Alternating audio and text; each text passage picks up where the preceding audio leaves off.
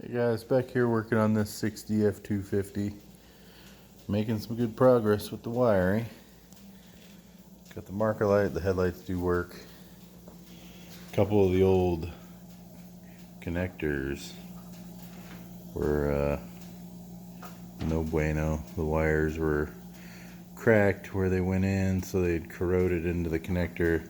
The headlight connector still seems to be fine, but the same connector here and on the other side, I got the turn signal going. Put an electronic flasher in to work with the LED taillight. Reconnected that. Got the dash partly torn apart. There's that electric flasher. So,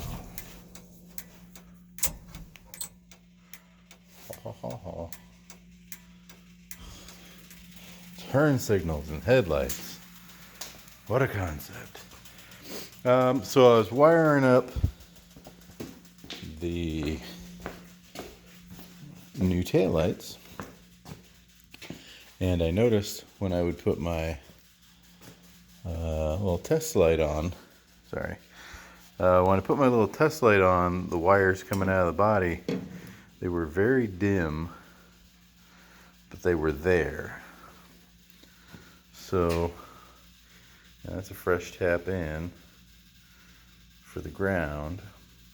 So I got thinking, okay, maybe the bed isn't very well grounded to the body.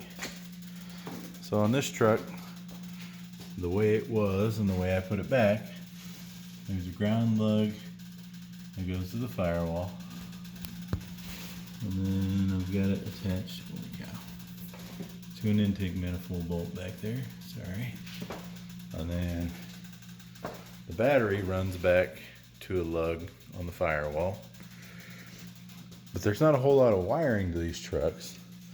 But then I got thinking, well, there's really nothing I've noticed that goes from the body to the frame.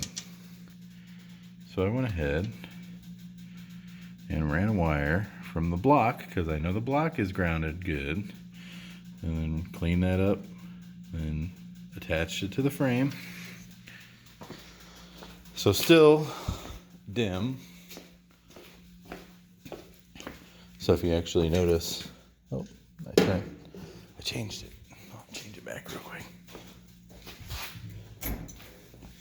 With the LED taillight,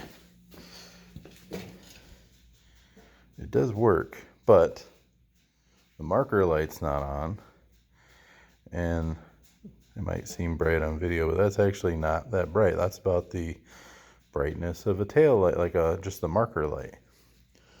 So I said, okay, I'll come back here and run the ground from the frame, which I don't have it attached the second. I wanted to show you. So I attached it to the bottom of the box support.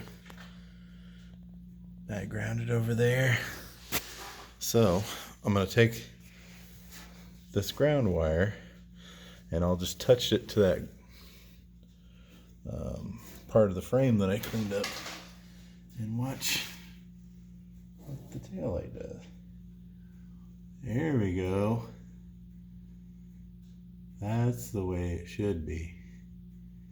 So I will get this ground set back in the frame, and then I will continue on with mounting these taillights. It's gonna look so cool. Hang on one sec, I'm gonna push these wires in here.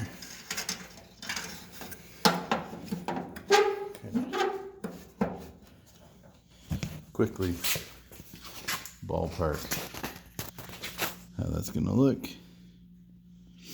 This is the way I had it on my 59. I asked the guy that owned the truck if he was cool with it, because these are super bright, and this has always kind of been a farm truck. And as long as he's had it, the only thing that's worked is the headlights, no brake lights, and no turn signals. So just clipping away on her. I have not started it yet because because when I first started working on this a couple days ago, turn signals didn't work, marker lights didn't work. The only thing that would turn on was the headlights, so I wasn't sure if I was gonna have to pull pull the steering wheel to do I didn't know if the actual turn signal switch was bad or if the headlight switch was bad. I've just been kind of working this switch back and forth because the dimmer was actually pretty notchy, and when you turn it all the way up it would actually go out, but since I've worked it back and forth, the copper internals just get corroded, and there's like little springs in there. It sounds really stupid, but I've taken one of these apart before, and there's some little springs, and when you move it, so that sound is a scraping. It's odd.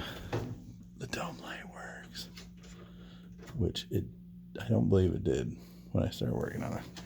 So anyway, making progress. I don't need to pull the steering wheel. So back to why I haven't started the truck yet. If all the wiring in this rat's nest, it's really not that bad, but I wasn't sure how much of this truck I was going to have to rewire and rework. So I didn't want to wire the engine, fire it up, make sure all that was good, and then once I started digging more into the electrical and the turn signals, if I needed to rewire everything in the dash, I was prepared to just run a new fuse box. I have this one I could have ran. I have some fuses, 10 fuses and 2 relays, and then I have I think that's actually in the truck. I've got a more generic, yeah, there it is. Just run a super simple fuse box. Like I said, I wasn't super sure how far I was going to have to go into rewiring everything. So I just kind of took my time. I wanted to, if there's nothing dangerous or, if there's a bunch of wires that are broke, then sure, I would look into rewiring stuff. But like I said, this connector over here, I think I showed it in a previous video. There was a wire cracked behind the connector, but since I cut back far enough to eliminate the broken wires, and really everything I've been seeing so far and messing with, everything's not in bad shape. So I'm not super happy about how that looks. The brake light switch terminal, it came out and there was a little 90 on each one. The wires coming out of the 90 were destroyed, and then it went to like butt connectors, and that wire was destroyed, and then went to a little bit of wire, and then more butt connectors. So I ended up cutting it a little farther back, putting these heat shrink butt connectors on it, and then I did have some bullet style. These are what they call bullet style connectors. Like, I had the correct connectors, but they're just straight. So it looks not the greatest, but again, it's a farm truck. It's functional. It's protected. It's in electrical tape. It looks odd because it doesn't bend, but it will serve its purpose. And then I've got kind of reusing some of the existing harness and reconnecting. I've got it all ran down. The electric choke is hooked up. I have the oil pressure sender and the coolant temp sender. They all go into this loom. And then I branched it off at the back there, and then that goes into the firewall, all in, protective coating. And then this will be the power for the coil, and then this will be the tact signal, because obviously the distributor will be sitting right here. So, I mean, it is very, very close.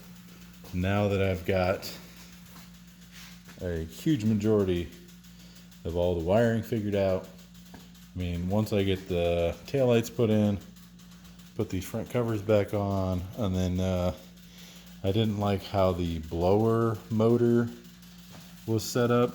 They had a wire running from this lug, which is obviously directly attached to the battery. It just ran through a hole back there, and then they had an amp meter. So they had this thick wire, not this, but similar thick wire going into the amp meter, coming back out the amp meter. And where it came out of the amp meter, they had a tiny, probably 18 gauge wire with a little inline fuse that went to the blower motor. How that small of a wire didn't just melt when you would click it on high, because this just has high and low for blower speed. I have no idea how that little wire held up, but I will probably run, I'll probably just run, probably not this thick, but I'll run a new wire in the cab. I'll hook a wire on the back of the ignition switch. I'll bring that over to a 40 amp relay that I've got, and then I will hook that to the blower switch from there. That way the blower will only work, because the blower would work constant the way it was. So if you turn the key off and got out and you had the blower motor on, it's just going to burn the battery down in a couple hours and kill the battery. So at least I will run the accessory to that relay from the ignition switch, so the ignition will have to be on for that to work. And then, like I said, that's a gigantic majority. I did run big thick, I don't know what that is, 10 gauge wire from the alternator in the loom back there, and then obviously the starter's been done.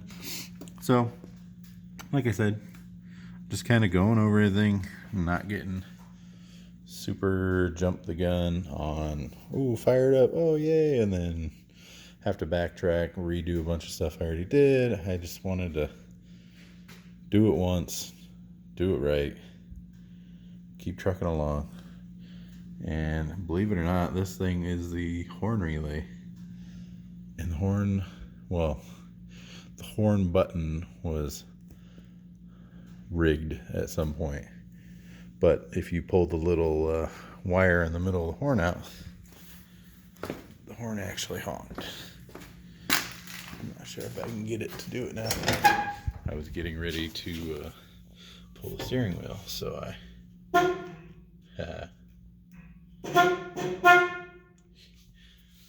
so I did order a new horn button, a complete new old stock from like 1957, an original horn button assembly. So it is the entire assembly with the new horn button and the whole mechanism to make that work correctly. So the horn should work, because it never did.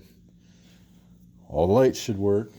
I will probably clean that up, put a new bulb in there so it's a little bit brighter, more useful, and then wire the gauges and fire it up. I feel like I've said I'm gonna fire it up so many times, but alrighty, I'll see you on the next one.